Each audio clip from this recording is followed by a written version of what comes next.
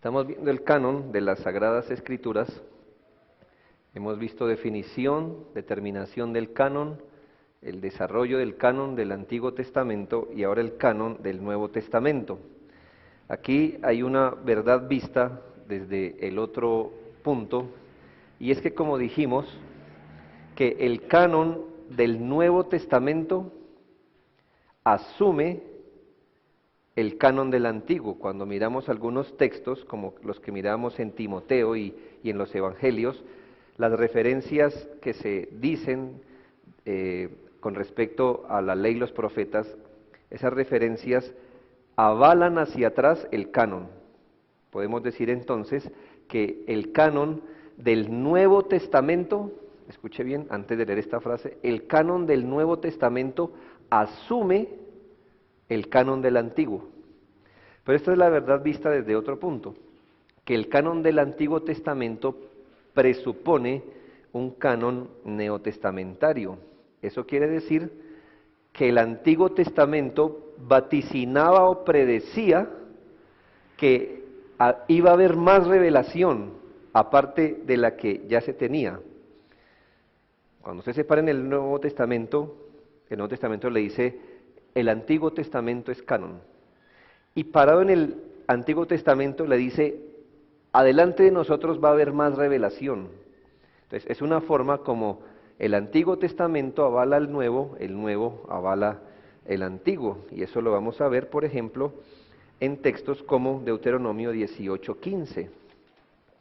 Textos como Deuteronomio 18:15.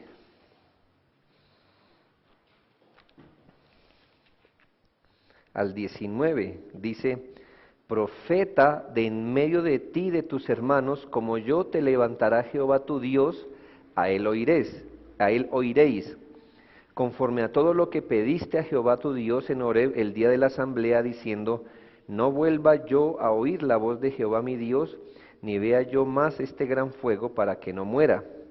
Y Jehová me dijo, han hablado bien en lo que han dicho, profeta les levantaré de en medio de sus hermanos como tú, y pondré mis palabras en su boca, y él les hablará todo lo que yo le mandare. Estamos en un texto del Antiguo Testamento, y ¿qué nos está diciendo? Que vendría un día donde otro profeta se levantaría, y el pueblo debería oír la voz de él. ¿A quién estaba haciendo referencia ahí? Al Señor Jesucristo. Entonces note que el canon del Antiguo Testamento estaba diciendo que después vendría un profeta cuyas palabras también deberían ser oídas. Haciendo un resumen así drástico, ¿qué es lo que nos está diciendo? Que el canon del Antiguo Testamento, en este caso la ley, vaticinaba un día donde iba a haber más revelación a través de un profeta. Entonces mire cómo el canon del Antiguo Testamento presupone hacia adelante que habría un canon posterior, al menos aquí por mano de un profeta. Juan 1, 14 al 18, es un texto que dice, aquel verbo fue hecho carne, aquí apareció el profeta que se levantaría, habitó entre nosotros y vimos su gloria, gloria como del unigénito del Padre, lleno de gracia y de verdad. Y escuche, pues la ley por medio de Moisés fue dada, pero la gracia y la verdad vinieron por medio de Jesucristo. Hay un paralelo aquí, si usted se da cuenta, del primer profeta y del otro profeta que se levantaría. Por Moisés vino la ley, es decir, ese canon, y por medio de Cristo vendría el otro canon, ¿sí? Habría allí. Moisés empezó el canon del Antiguo Testamento y Cristo empezaría el canon del Nuevo Testamento. Tanto Moisés con la ley dio inicio al canon del Antiguo, nuestro Señor Jesucristo daría inicio al canon del Nuevo Testamento. Así que el Antiguo Testamento prepara el terreno, está preparando el terreno para la gloria que vendría con la revelación de Cristo, del Mesías. Entonces el Antiguo Testamento presupone que no está completo y que vendría un día donde habría una revelación completa y final hacia adelante. Y Juan nos dice, bueno, ese tiempo vino, y aquí está el mediador del nuevo pacto, aquí está el Señor para cumplir pues su función profética. Entendemos ahora Hebreos 1, 1 y 2, que lo hemos venido citando una y otra vez aquí, pero dice, Dios, habiendo hablado muchas veces y de muchas maneras en otro tiempo a los padres por los profetas, eso es canon del Antiguo Testamento, ¿sirve? En estos posteriores días nos ha hablado por el Hijo. Entonces, si usted ve, aquí está atrapado el canon del Antiguo, lo que Dios habló antes, ahora por el Hijo. Entonces, note que el canon del Antiguo Testamento presupone un canon posterior o del Nuevo Testamento. Y Hebreos 3, 5 y 6, y Moisés a la verdad fue fiel en toda la casa de Dios como siervo, para testimonio de lo que se iba a decir, pero Cristo como hijo sobre su casa, la cual somos nosotros, si retenemos firme hasta el fin la confianza y el gloriarnos en la esperanza. Aquí entonces otra vez Moisés y el Señor Jesucristo siendo comparados, el uno como inicio del canon, representante también del Antiguo Testamento, Cristo con el Nuevo Testamento. Y así, cuando usted se para en el Nuevo Testamento, en algunas de los evangelios y en algunas expresiones, nos dice que toda escritura hacia atrás es de Dios, es autoridad. Parado en el Antiguo Testamento, nos dice que hacia adelante iba a haber más revelación, pero ahora en Cristo, o por supuesto en el gran profeta que vendría. Ahora, el testimonio apostólico de Cristo es nuestro canon neotestamentario. Y aquí, de acuerdo a algunas preguntas que se nos hacía, vemos la relación que hay. El testimonio apostólico de Cristo es nuestro canon neotestamentario. Nosotros hemos dicho, hermanos, que Cristo, o después de Cristo no hay más revelación especial. Y entonces uno puede decir, pero los apóstoles escribieron después de Cristo. ¿Cómo me dice que Cristo es el final de la revelación especial? Bueno, tiene que ver con esto. No estamos hablando de temporalidad. No estamos hablando de que si se escribió algo después de Cristo, estamos pensando en si se escribió algo más allá de Cristo. ¿Sí? En eso estamos pensando. Es decir, los apóstoles nunca van a superar el tema de Cristo, de este crucificado, de este como Mesías, de este como Rey y de este como profeta. Es decir, después de Cristo, vamos a hablarlo así, no hay más tema. Cristo es lo máximo que se puede hablar de la salvación, del reino de Dios, así que no estamos hablando necesariamente de temporalidad, que apenas Cristo es ascendido, no hay más palabra de Dios. No, hubo, por eso los apóstoles, pero escribieron. Pero ¿de qué escriben los apóstoles? ¿De otro tema? Algo así como, bueno, ya pasamos la etapa de Cristo. Así como pasamos la etapa de la ley ceremonial, la etapa del Antiguo Testamento, también ya ahora hemos pasado la etapa de Cristo y vamos a hablar otros temas. No, hermanos, el Nuevo Testamento nunca supera el tema de Cristo, su obra, su repercusión, su aplicación, su iglesia, su reino. Como todos sabemos, nuestro Señor Jesucristo mismo no escribió ningún libro del Nuevo Testamento. Jesucristo no escribió nada del Nuevo Testamento porque, para decirlo de una forma simple, Jesucristo es nuestro canon del Nuevo Testamento. Él es la palabra hecha carne. Así que Él no iba a escribir una palabra, Él era la palabra hecha carne. Vamos a mirar 4 puntos. 1, Cristo comisionó a sus mensajeros, y aquí estamos hablando de apóstoles, como representantes oficiales para dar testimonio de su obra y para proclamar sus enseñanzas. Él, Cristo, nuestro Señor, como la palabra hecha carne, aunque no haya escrito ningún libro, Él es la palabra. Y Él comisionó a sus mensajeros como representantes oficiales para dar testimonio de su obra y para proclamar sus enseñanzas. Vayan y hagan discípulos, enséñeles todas las cosas que yo les he dicho. En Lucas nos dice que vayan, predique todo lo que está escrito, de que era necesario que Cristo padeciera, resucitara, etc. Ahora Cristo va a comisionar a hombres para que sean testigos oficiales. Es importante que en Lucas 24:48, cuando el Señor dice, ¿y vosotros sois testigos de estas cosas?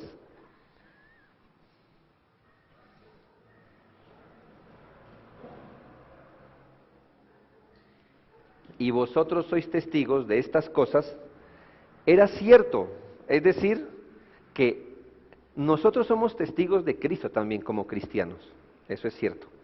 Pero hay una manera en que solo los apóstoles fueron testigos de esto. ¿Cómo? Pues por la vista. Por eso Juan después dice, lo que hemos oído, lo que hemos visto, lo que palparon nuestras manos. Así que, aunque ellos y nosotros somos testigos, precisamente ellos son testigos de una forma singular, solo ellos. Y mire lo que se les dice que deberían predicar: el arrepentimiento, el perdón de los pecados. Así está escrito, así fue necesario. En Mateo 10:40 se nos muestra cómo estos hombres eran representantes o mensajeros oficiales. Los apóstoles oficiales de Jesús son testigos de las palabras y las obras de Jesucristo. Estos hombres eran, sí, pecadores, pero ¿cómo sabemos que en realidad llevaban el mensaje de nuestro Señor Jesús? Bueno, en Lucas 24:49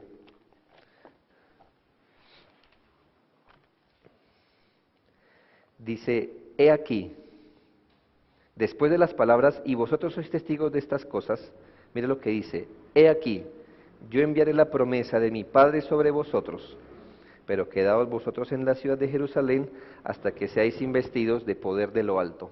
¿Cómo es que hombres finitos y pecadores iban a poder ser testigos infalibles y fieles de la revelación de Cristo? Bueno, ellos iban a recibir el Espíritu Santo, el cual los guiaría a toda verdad. Estos hombres no eran cualquier tipo de testigos. Les recuerdo que Juan 1:1-4, no sé si tengo ese texto ahí.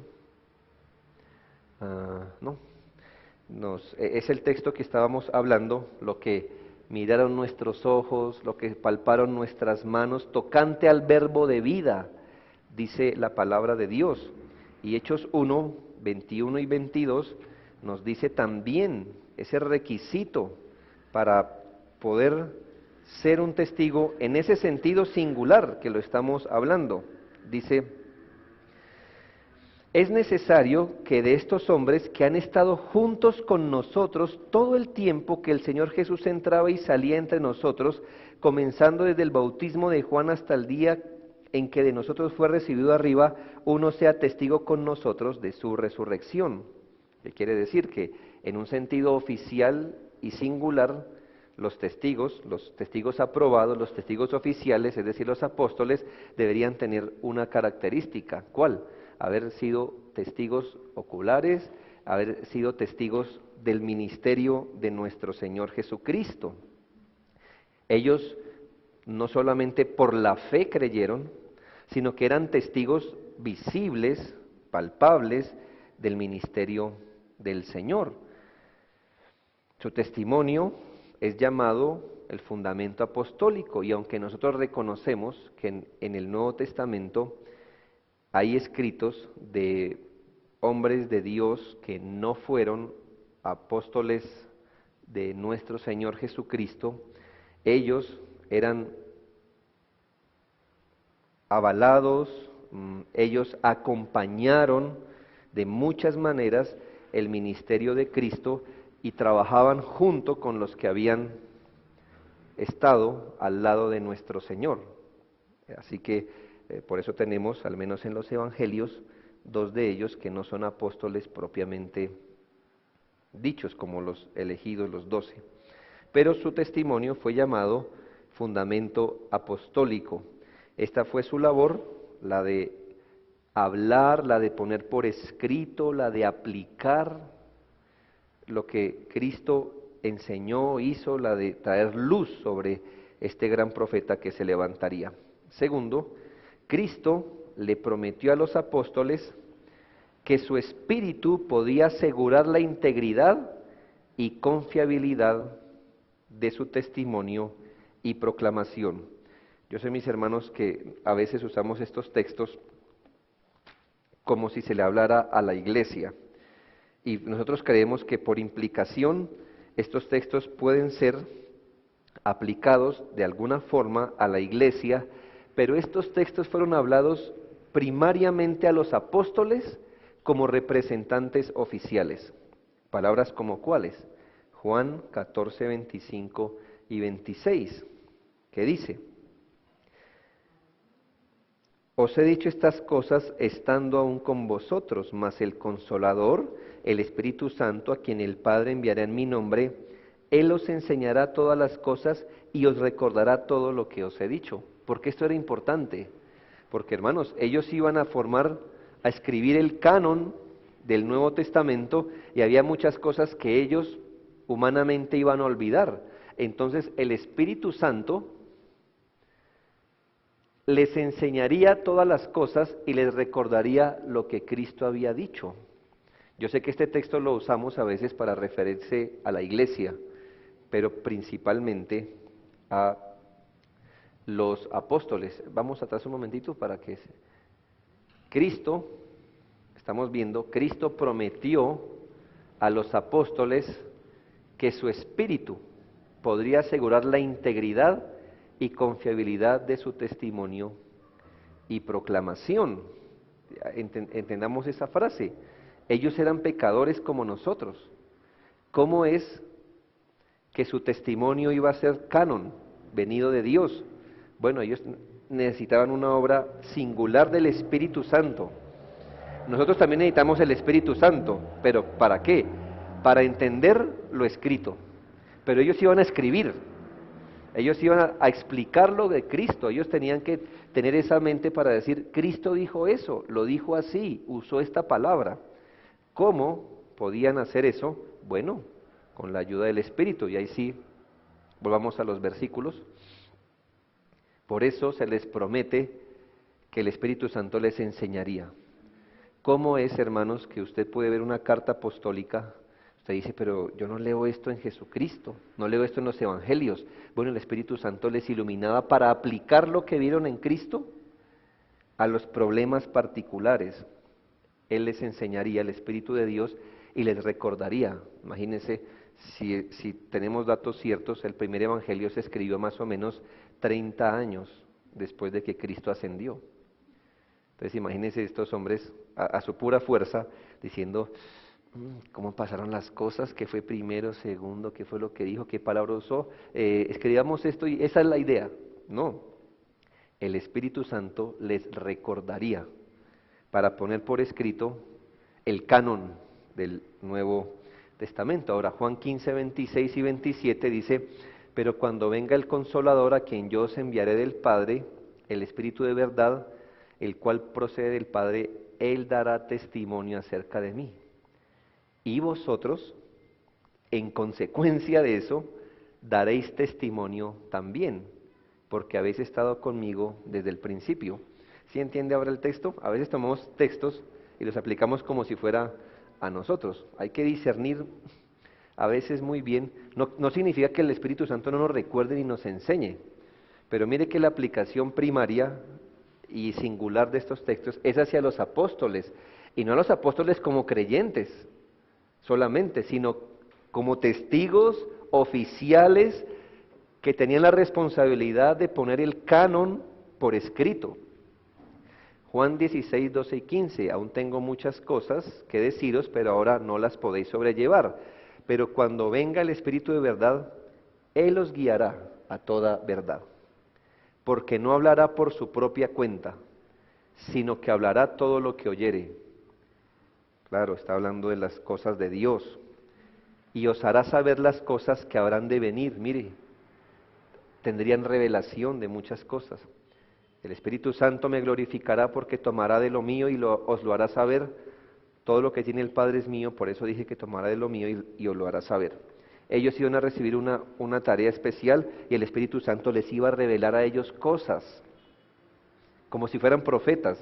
Es que de hecho, lo que el profeta es para el Antiguo Testamento, para el Nuevo Testamento, es el apóstol.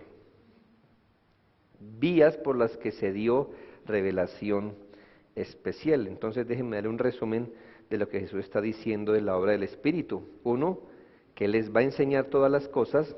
Dos, que les va a recordar. Y tres, que los iba a capacitar. El Espíritu sería testigo de Cristo a los apóstoles. El Espíritu Santo sería el testigo de Cristo a los apóstoles, quien los guiaría a enseñar, aplicar, escribir la revelación de Dios en Cristo. Es una gran promesa, porque se les promete a los apóstoles que el Espíritu Santo los movería a hablar las palabras de Dios.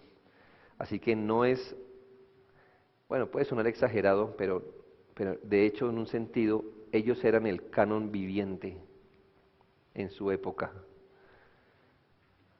Sus palabras, cuando hablaban siendo inspirados por Dios, no cuando hablaban de cualquier tema, cuando escribían siendo inspirados, cuando enseñaban las palabras de Cristo, era Cristo hablando por el Espíritu Santo a través de ellos. Tercero, el testimonio y proclamación apostólica es el canon del Nuevo Testamento. El testimonio y la proclamación apostólica, ¿sí?, el testimonio que ellos dieron y la proclamación que ellos hicieron de Cristo, es el canon del Nuevo Testamento. En otras palabras, ¿cuál es el contenido del Nuevo Testamento? Pues el testimonio y la proclamación de los apóstoles de Cristo. En estos pasajes se muestra que los apóstoles veían sus propios escritos y además esperaban que otros vieran sus escritos con relación a la persona y obra de Cristo. Y ellos esperaban que esta revelación que ellos estaban dando, esta enseñanza, esta aplicación, se considerara como divinamente autoritativo. No es que los apóstoles enseñaban o escribían y decían, pues no estamos seguros, yo voy a predicar esto. Hermano, ellos sabían que estaban hablando de parte de Dios. Es más, vamos a mirar algunos textos donde es muy claro, donde ellos son conscientes que lo que están hablando son palabras de Dios. No le pasa igual a un predicador. Un predicador está explicando la palabra. Ellos estaban dando la palabra, la estaban dando. ¿Sí? Es distinto decir, vamos a escuchar la predicación o la exposición de la palabra de Dios. No es correcto cuando alguien dice, vamos a escuchar la palabra de Dios por medio de nuestro pastor. No, él no es un apóstol. La palabra de Dios no viene a través de él. Vamos a escuchar la predicación de la palabra de Dios. Porque la palabra de Dios a través de un hombre fue exclusivo de profetas y apóstoles. Ellos sí eran medios, Dios venía y a través de ellos hablaba. Nosotros no, nosotros ya tenemos, entonces vamos a escuchar la palabra de Dios a través de las Escrituras por la exposición, pero para no decir eso, digamos que sí, vamos a escuchar la exposición, la explicación, la predicación. Yo sé que en teología nos toca volvernos más, no vamos a juzgar al hermano que usa ese término, porque yo creo que el hermano o los hermanos que usan ese término no están pensando, ay, aquí está un iluminado, no. Pero en teología, vuelvo y les digo, en teología uno se vuelve más fino con las palabras y se vuelve más, esa expresión, no es para formar un debate, pero note la implicación que hay en decir que Dios habla a través de un hombre. Yo creo que Dios nos habla a través de la palabra y los hombres las explicamos. Pero, ¿cuál es el punto? Ellos sabían, como Moisés sabía, que hablaba de parte de Dios. Como los profetas que decían, así dice el Señor. Ellos sabían que hablaban de parte de Dios. Igualmente, los apóstoles sabían que hablaban de parte de Dios. ¿Tenemos algunos textos? Bueno, Hebreos 2, 1 al 4. Note esto, es muy importante. Por lo tanto, es necesario que con más diligencia atendamos a las cosas que hemos oído. Aquí está hablando y mi apreciación hasta donde yo puedo entender e investigar. Yo creo que el apóstol Pablo escribió Hebreos. Es más, tengo un argumento histórico, no solamente el argumento teológico, porque si usted se da cuenta, Hebreos es un tipo de libro muy similar a Romanos y Gálatas. No hay ningún apóstol que escriba más o menos así. Pero también, hermanos, solo hasta antes de la alta crítica, recuerda que hablamos de la alta crítica en la teología liberal, hasta antes de 1800, por ahí en 1700, siempre se creyó, y la iglesia siempre creyó, que el apóstol Pablo había escrito Hebreos. Después que empezaron los estudios científicos de la Biblia, fue que dijeron, no sabemos. Así que prefiero creer que eso tiene autoridad apostólica. De hecho, si está en la Biblia es porque tiene autoridad. Pero bueno, mire, es necesario que con más diligencia atendamos las cosas que hemos oído. O sea, esto no está hablando de todos los cristianos, está hablando de un grupo específico de gente que ha escuchado algo. No sea que nos deslicemos, porque si la palabra dicha por medio de los ángeles fue firme, ¿a dónde nos trasladó? Antiguo Testamento. Y toda transgresión y desobediencia recibió justa retribución, vuelve a la época apostólica. ¿Cómo escaparemos nosotros si descuidamos una salvación tan grande? La cual, salvación tan grande, habiendo sido anunciada primeramente por el Señor, ¿sí ve? El profeta, la palabra de Dios hecha carne, nos fue confirmada por los que la oyeron. ¿Sí ve el papel singular de un apóstol? Fue una confirmación de la palabra de Dios, testificando Dios juntamente con ellos, con señales y prodigios y diversos milagros y repartimientos del Espíritu Santo, según su voluntad. Que dice, hermanos, que el papel de los apóstoles fue singular, dar la palabra de Cristo allí. El otro texto dice, segundo a los Tesalonicenses 3:14, si alguno no obedece a lo que decimos por medio de esta carta, a este señaladlo y no os juntéis con él para que se avergüence. Hermanos, a menos que el apóstol fuera consciente que está hablando de parte de Dios, esto le suena arrogante y pecaminoso, ¿no cree? Imagínese cualquier pastor escribir eso. Si alguno no obedece a lo que yo digo, sepárense de él. Usted diría, ¿luego qué? Pero lo escribió un apóstol, porque él sabía que estaba hablando de parte de Dios, de parte de Dios. 1 Timoteo 5:17. Qué interesante texto, y ponga usted a pensar. Los ancianos que gobiernen bien sean tenidos por dignos de doble honor, mayormente los que trabajan en predicar y enseñar. Pues la Escritura dice, entonces ¿a qué va a hacer referencia el apóstol Pablo? Bueno, muy bien. No pondrás bozal al buey que trilla, y digno es el obrero de su salario. Tenga ahí. ¿A qué apeló el apóstol para corroborar este principio? A la Escritura. Así que saca de la Escritura. El punto es aquí, Samu, el próximo. Bueno, del anterior. No tenemos ningún problema, digo yo, en que el apóstol Pablo haya sacado un texto de no pondrás bozal al buey cuando está trillando. ¿De dónde sacó el apóstol Pablo esa cita? Esa cita la sacó de Deuteronomio 25:4. ¿Ya? Y esta frase, ¿de dónde la sacó? De Lucas 10:7. ¿Sí es lo que está diciendo el apóstol Pablo? Pues la escritura dice, no pondrás bozal al buey que trilla, y digno es el obrero de su salario. Lo que pasa es que una cita la sacó del Antiguo Testamento y otra la sacó de Lucas. De Lucas, de lo que escribió Lucas. O sea que para el apóstol Pablo, ¿escrituras qué es? El Antiguo Testamento y al menos aquí lo que escribió Lucas. El apóstol Pablo reconoció que el Evangelio de Lucas no era un diario de Lucas o un libro histórico que escribió un tal Lucas. Para él, lo que escribió Lucas ahí era escrituras también. ¿Sí ve cómo se confirma la palabra de Dios? Muy importante. Así que él puede decir, la escritura dice esto y esto. Bueno, también lo refiere Mateo 10:10. O sea, cualquiera que sea su fuente, ¿cuál es mi punto? Que el apóstol Pablo empezó a mirar los evangelios como autoridad.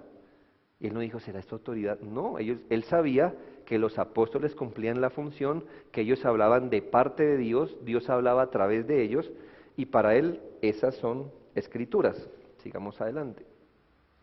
Amados, esta segunda carta que os escribo, y en ambas despierto con exhortación vuestro limpio entendimiento, para que tengáis memoria de las palabras que antes han sido dichas por los santos profetas y del mandamiento del Señor y Salvador dado por vuestros apóstoles. ¿A qué igualó Pedro las palabras apostólicas? A la de los santos profetas antes dichas. Mire que él no dice lo que escribimos nosotros a nivel personal, no. Lo que escribimos en calidad de apóstoles. En calidad de apóstoles, el apóstol Pedro dice, no olviden lo que se nos dijo por los profetas, una manera de hablar del antiguo pacto, y del mandamiento dado por vuestros apóstoles, el nuevo pacto. Ellos eran conscientes que Dios estaba hablando por ellos. Y este texto es más interesante aún. Y tener entendido que la paciencia de nuestro Señor es para salvación, como también nuestro hermano, amado hermano Pablo, según la sabiduría que le ha sido dada, os ha escrito. ¿Ya? Casi en todas sus epístolas, hablando en ellas de estas cosas, entre las cuales hay algunas difíciles de entender, las cuales los indoctos e inconstantes tuercen, como también las otras escrituras. O sea que cuando Pedro leyó a Pablo las cartas, ¿cómo le llamó? Escrituras. Hermano, esa palabra es de grueso calibre, porque escrituras, ¿a qué se estaba refiriendo? A las escrituras canónicas del Antiguo Testamento.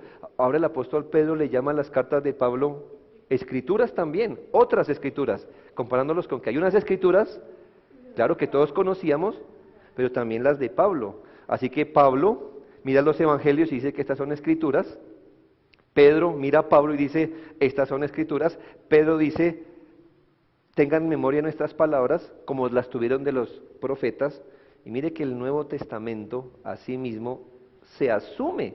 No hubo una reunión entre los apóstoles diciendo, bueno, hagamos un canon. No, ellos sabían que hablaban de parte de Dios y eso se formó como autoridad. Y de esas palabras, lo que Dios quiso preservar, quedó en el canon. No por una reunión, sino porque tiene autoridad, venía de parte de los apóstoles. ¿Tenemos otro texto, quizás? Primera de Juan 1:6, lo que era desde el principio, lo que hemos oído, visto con nuestros ojos, lo que hemos contemplado, lo que palparon nuestras manos, tocante al verbo de vida, porque la vida fue manifestada y la hemos visto, y testificamos y anunciamos la vida eterna, la cual estaba con el Padre y se nos manifestó. Otra vez retoma la idea, lo que hemos visto y oído, eso os anunciamos, para que también vosotros tengáis comunión con nosotros, y nuestra comunión verdaderamente es con el Padre y con su Hijo Jesucristo. Estas cosas os escribimos para que vuestro gozo sea cumplido. En otras palabras, ¿cómo tendríamos nosotros acceso a esa información y comunión con el Padre y con el Hijo? A través de lo que ellos escribieron. Este es el mensaje que hemos oído de Él y os anunciamos. Dios es luz, no hay ninguna tinieblas en Él. Si decimos que tenemos comunión con Él y andamos en tinieblas, mentimos y no practicamos la verdad. Muy bien. Aquí entonces corroboramos cómo el Nuevo Testamento habla de sí mismo. Y cuarto, el testimonio apostólico ha sido registrado en la Escritura. El testimonio apostólico no solamente es el canon del Nuevo Testamento, sino que el testimonio apostólico ha sido registrado en las Escrituras.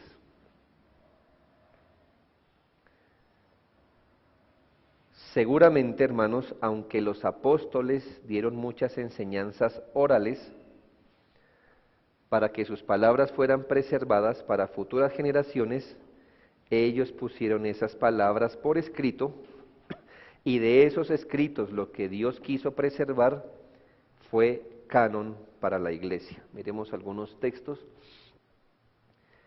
Lucas 1, 1 al 4, puesto que ya muchos han tratado de poner en orden la historia de las cosas que entre nosotros han sido ciertísimas, posiblemente aquí está haciendo referencia a los demás evangelistas,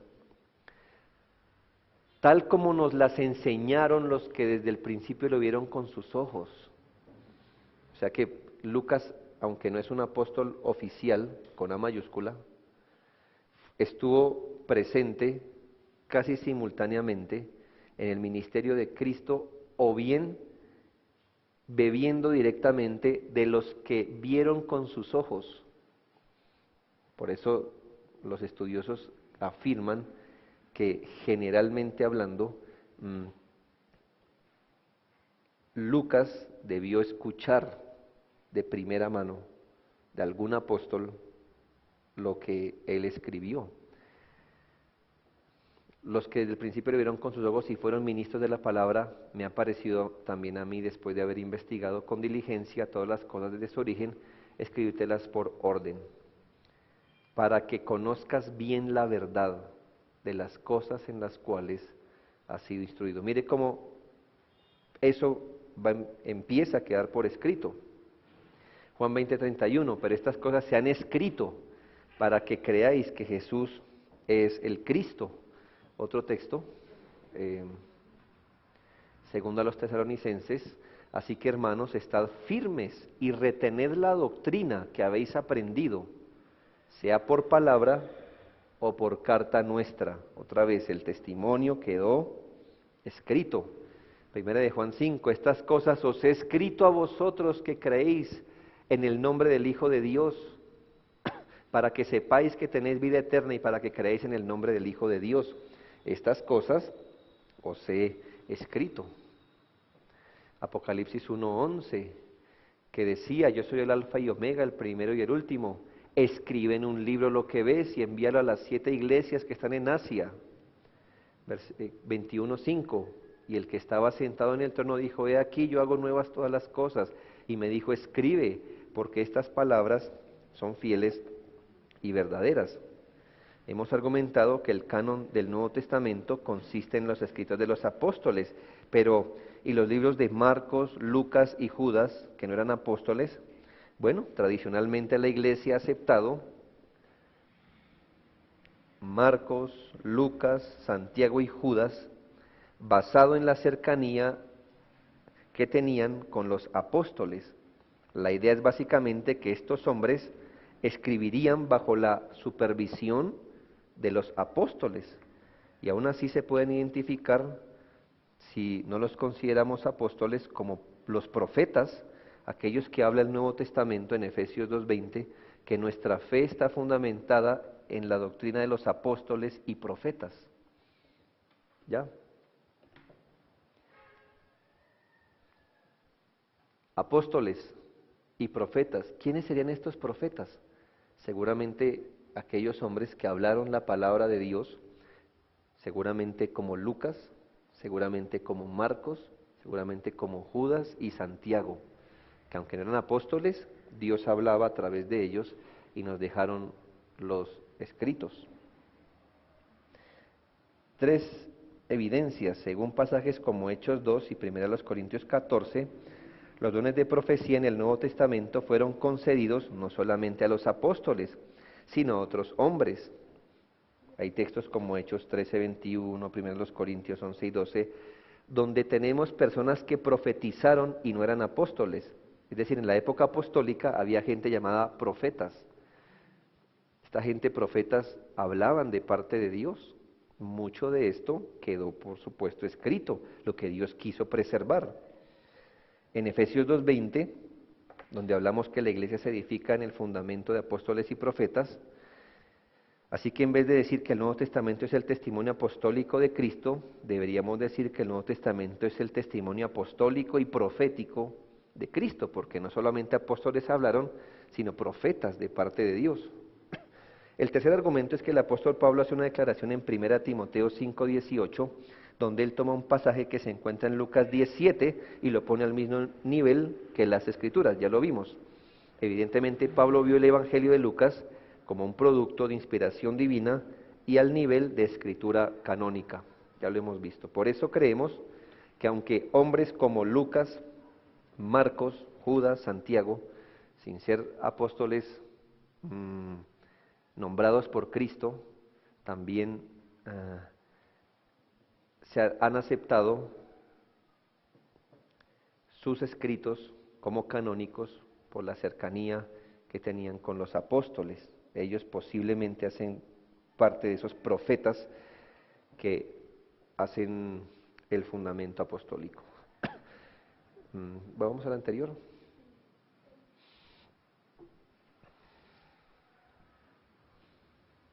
Estas tres evidencias están puestas allí para que identifiquemos que en el Nuevo Testamento no solamente hablaron apóstoles, sino profetas. Por eso quizá podemos estar seguros de que, aunque estas personas no eran apóstoles, hablaban también de parte del Señor.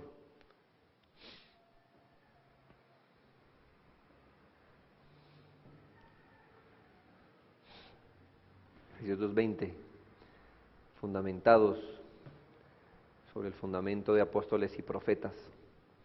Entonces el Nuevo Testamento es ese fundamento. ¿En qué consiste el fundamento? Apóstoles y profetas hablando de Cristo. Y este argumento ya lo habíamos visto, como el apóstol Pablo pone al nivel de escritura canónica un libro de Lucas.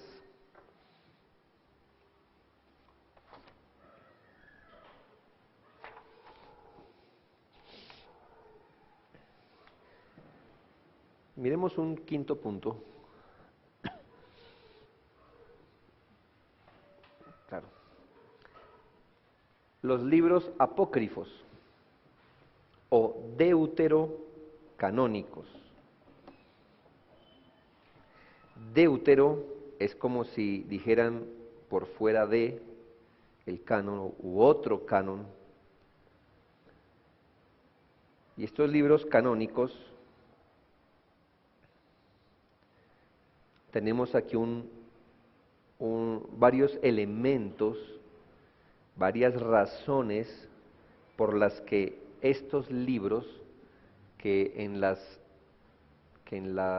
versiones católicas aparecen, y debemos decir que en épocas del Señor Jesucristo estos libros ya estaban en circulación, y también debemos decir que en traducciones que se hicieron en épocas del Señor Jesucristo o para esas épocas, traducciones del Antiguo Testamento, se incluyeron esos apócrifos. Pero ¿cuál es el punto? ¿Por qué generalmente esos libros no están en nuestro canon? Y también porque aun cuando la Iglesia Católica los haya incluido, los saca aparte, como diciendo, bueno, los metemos ahí, pero están en una categoría aparte. Quiero que hablemos de los libros deuterocanónicos o los libros apócrifos. No sé si lo dejo acá, pero estos libros hacen parte de literatura religiosa. Y esto es un buen punto para comprobar que en épocas bíblicas, aún antes de Cristo, había literatura religiosa así. Había literatura religiosa así. Los apócrifos surgen en ese periodo intertestamentario. Apócrifos, la palabra apócrifa significa oculto, y Deutero, segundo canon.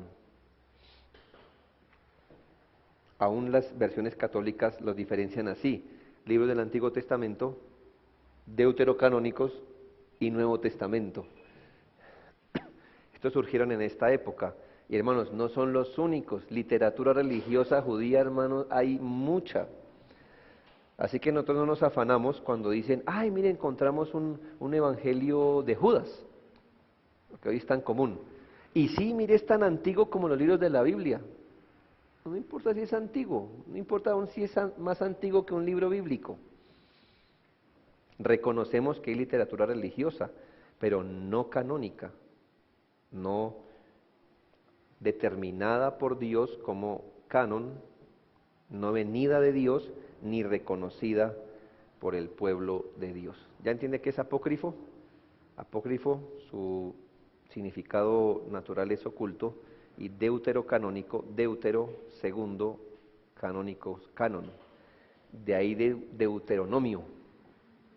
Deutero, segundo, nomos, ley. Deuteronomio significa, al menos en esta traducción que tenemos, segunda ley, porque fue la segunda vez que Moisés leyó la ley al pueblo antes de entrar a Canaán. Pero son nombres, el libro Deuteronomio no se llama así en hebreo. De hecho, ningún libro del Pentateuco se llama así como está. ¿Quiere darse una pista cómo se llaman los libros de la ley? Las primeras palabras, las dos primeras palabras, es el nombre del libro. Génesis se llama en principio, así se llama el libro originalmente. Éxodo y nombró, no me recuerdo muy bien. Bueno, usted va a hacer el ejercicio en la casa y leer cómo empieza cada libro. Ah, sí. Y los nombres. Y Deuteronomio, si no estoy mal, empieza como, estas son las palabras. Las palabras se llama el libro originalmente. Estos son nombres ya que se le colocaron después. Bueno, pero estamos hablando de los libros deuterocanónicos. ¿Cuáles son algunas razones para su rechazo? Uno, que carecen de la dignidad de inspiración. ¿Por qué no? Les dije que aunque no todo lo inspirado fue canónico, todo lo canónico es inspirado. Ahora, estos libros carecen de la dignidad de la inspiración. ¿Por qué? Hermanos, tienen dentro de sí errores históricos, geográficos, cronológicos, pero sobre todo doctrinales. Y si hay un libro con error, hermano, ¿vendrá de Dios? No. Por todos estos errores se deduce que carecen de inspiración. Por ejemplo, mire esta frase de 2 de Macabeos 15:39. Cerraré aquí mi narración. Si la redacción de la obra ha sido buena y acertada, es precisamente lo que yo desearía. Si es mediocre y de poco valor, será que no he podido hacer algo mejor. Hermanos, ¿hay una frase así en los 66 libros bíblicos? Así dice el Señor, palabra fiel. Lucas dijo, investigué y esto es lo que investigué porque esa es una fe ciertísima. Macabeos dice, eso fue lo que hice, lo mejor que pude, mejor dicho, ahí se fue este texto. Entonces, ¿cómo un libro así puede estar en el canon? Segundo, ni siquiera pretenden ser inspirados. Le he comprobado por la Biblia cómo la misma Biblia se mira a sí misma y unos a otros se recomiendan, se comprueban como inspirados. Ellos ni siquiera pretenden ser inspirados ni obras proféticas. Mientras los libros canónicos reclaman ser palabra de Dios, estos libros ni siquiera pretenden serlo. Tanto el ejemplo anterior que veíamos en Macabeos, como en primera Macabeos 9:27, dice: tribulación tan grande no sufrió Israel desde los tiempos en que dejaron de aparecer profetas. Este libro está escrito en esta época. Ellos estaban viviendo una tribulación muy grande. Y mire lo que dice el mismo libro, que para su época ellos reconocían que no habían profetas entre ellos. O sea que este libro no reclama tener autoridad profética. Dice, estoy describiendo esta época de una tribulación tan grande como desde que no había pasado desde que dejaron de aparecer los profetas. Tercero, no fueron considerados parte del canon cuando fueron escritos.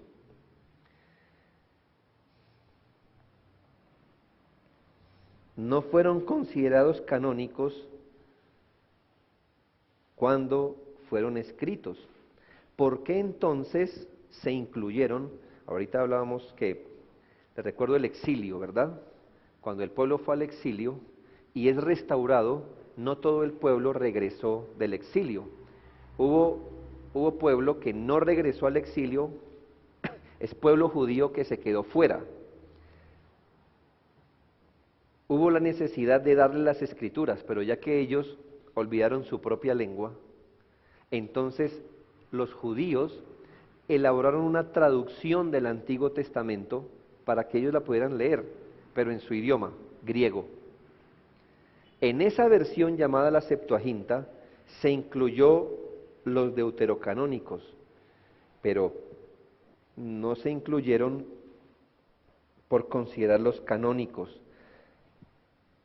Lamentablemente se incluyeron más bien por la influencia de los judíos que vivían en Alejandría, pero encontramos en el mismo testimonio de judíos, tanto bíblicos como extrabíblicos, que ese tipo de libros no eran parte de los libros reconocidos como canónicos. El pueblo de Dios que reconoce el canon nunca los consideró como canónicos. Por ejemplo, el testimonio extrabíblico de hombres como Filón, Josefo y otros. El libro hay un libro que se llama Tu palabra es verdad, hace ciertas referencias a los testimonios de Filón, Josefo y otros. Josefo, por ejemplo, expresó la perspectiva judía cuando dijo que los profetas escribieron desde el tiempo de Moisés hasta Artajerjes. Así que hombres extrabíblicos reconocen que después de ese periodo no hubo palabra de Dios. El Talmud judío enseña que el Espíritu Santo se apartó de Israel después del tiempo de Malaquías. Ahora, Artajerjes y Malaquías vivieron ambos 4 siglos antes de Cristo, mientras que la literatura apócrifa fueron elaborados 2 siglos antes de Cristo. ¿Me hago entender? Los mismos autores judíos reconocen que 4 siglos antes de Cristo ya no hubo profetas, y los apócrifos aparecen 2 siglos antes de Cristo. O sea que ellos mismos reconocen que para esa época no había profetas. Cuando Cristo vino, ni él ni los apóstoles citaron estos libros como inspirados. En un concilio llamado el Concilio de Jamnia, después de la destrucción de Jerusalén por los romanos en el 70 después de Cristo, el remanente del Sanedrín judío se movió hacia la antigua ciudad de Jamnia. En el 90, el rabí Akiva llamó un concilio en el que uno de los puntos de discusión fue el reconocimiento de los escritos sagrados. Estamos hablando de gente judía. El resultado fue que los libros que hoy componen nuestro Antiguo Testamento fueron reconocidos como palabra de Dios y los apócrifos no fueron incluidos. Estamos hablando de un intento posterior en el año 90 para volver a tener los libros canónicos. El texto masorético. Los masoretas eran un grupo de judíos del periodo antes de Cristo hasta los días de Cristo, que tenían la responsabilidad de hacer copias fidedignas del texto hebreo. Eran rabinos, escribas, estudiosos que recopilaron ese famoso texto masorético. Después vamos a verlo. Es el texto más usado para las traducciones del Antiguo Testamento. Los masoretas empezaron su trabajo siglos después de Cristo y lo siguieron hasta el siglo XI. El texto masorético no incluye los libros apócrifos. Quinto, nunca se menciona ningún apócrifo en ningún catálogo de la iglesia primitiva. Cuando se miran los catálogos a través de los escritos judíos, nunca se nombran los libros apócrifos. Y quinto, me parece a mí el testimonio final, o sexto, perdón, Jesús y los apóstoles nunca los citaron como libros inspirados. El Nuevo Testamento cita 280 veces al Antiguo Testamento y nunca cita la literatura apócrifa como inspirada. No quiere decir que no haya citas de otros libros que no son bíblicos. Lo que no quiere decir esto es que ellos estén diciendo que esa literatura sea inspirada. Lo que están diciendo es que esas citas que tomaron son ciertas y por eso las citaron. Sí, tengo dos ejemplos, 2 Timoteo 3:8 y Judas 9:14, ¿lo tengo ahí? ¿No? Bueno, 2 Timoteo 3:8 y Judas 9:14. Y ya con esto terminamos esta sesión. 2 Timoteo 3:8.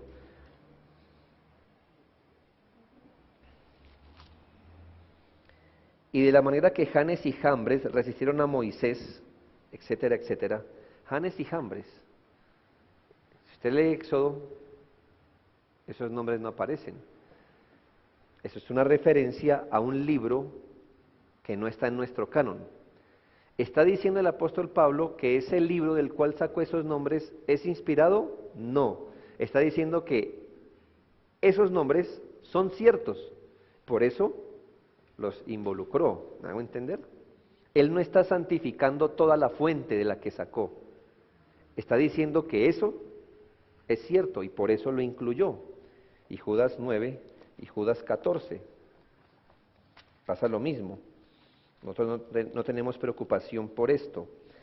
Pero cuando el arcángel Miguel contendía con el diablo, disputando con él por el cuerpo de Moisés, ¿de dónde saca eso? 14. De eso también profetizó Enoc, séptimo desde Adán, diciendo: he aquí vino el Señor con sus santas decenas de millares. Usted lee la Biblia y no encuentra ninguna de esas dos referencias. ¿De dónde se sacan? De fuentes extrabíblicas. Pero no debemos concluir, entonces esas fuentes también son inspiradas. No. Sencillamente, eso que vio en ese libro era verdad. Y entonces lo extrae, lo pone. Y al quedar allí, si es verdad, bueno, debemos creerlo. Eso fue lo que ocurrió. Lo que no podemos decir es, toda cita que los apóstoles hayan sacado extrabíblicas, quedan santificadas. No, porque el apóstol Pablo también dijo, así como sus profetas han dicho, hablando de la filosofía de los epicúreos y los estoicos. Y entonces está diciendo que todo lo que dicen los epicúreos y estoicos es verdad. No, pero al menos esa frase es verdad. Y la tomó para afianzar un asunto. Así que dejemos hasta allí y vamos a la próxima sesión a continuar.